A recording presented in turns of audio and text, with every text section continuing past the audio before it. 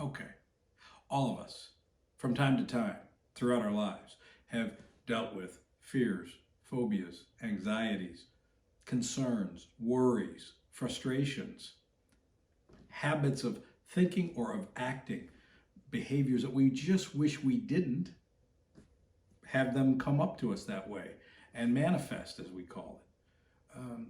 It could be dreams or nightmares. It could be difficulties in sleep. It could be regular pain, constant, nagging, or chronic. It could be the way in which we respond to certain stimulus that we're not even aware of completely, but all of a sudden we find ourselves really either depressed or truly not even functioning well because we get either so upset or we just become frozen or locked up. Now, these are real things, and they have deep-seated emotional ties to them, and they may have been set or triggered early on in our childhood for whatever reasons. And there are a number of ways that you can approach dealing with them, addressing them. And in this video, I'm going to just cover very quickly the different modalities that people have and can use. And I have, to some extent or another, and some at a great level, and some just through interacting with experts in those fields, I've encountered these things and I've used them. So let's just start with, we have psychotherapy.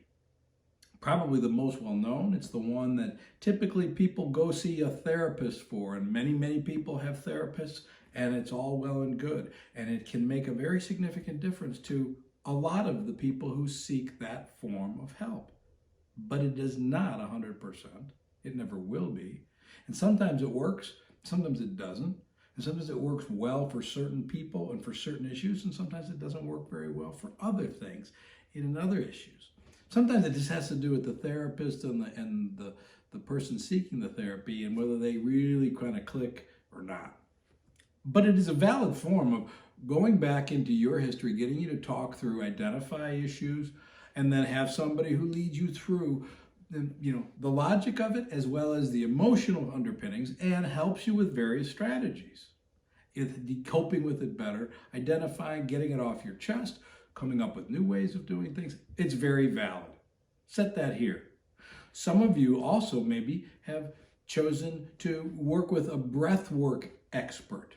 Breathing training, people who are really well trained in that, can help you work with your breath. That can really make a difference. That could speak to some of those very same issues that other people might seek a psychotherapist or a psychologist for.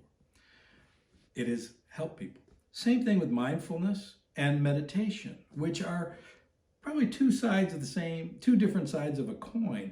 They're very similar. They're not exactly the same. And there's so many different methods of it, from transcendental meditation to active or passive meditation or mindfulness, but very valid.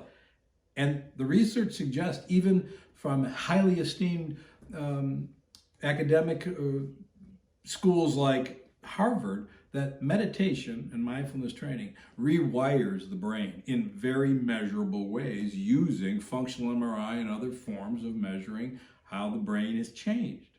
Very valid, and can be used to address these same potential issues that somebody may have.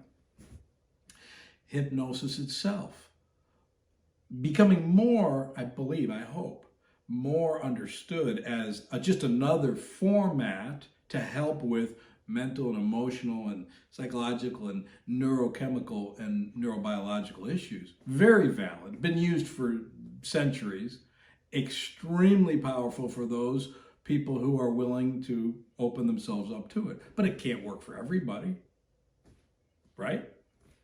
Self-hypnosis is a cousin of hypnosis, and that in and of itself can also be a very effective tool.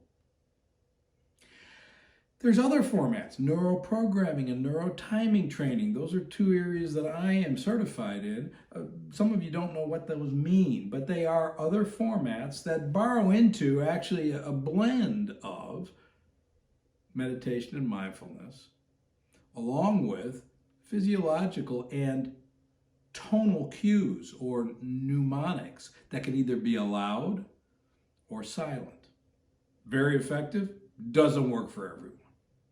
And then there's this other field that is also known as tactile or touch type protocol or therapy that has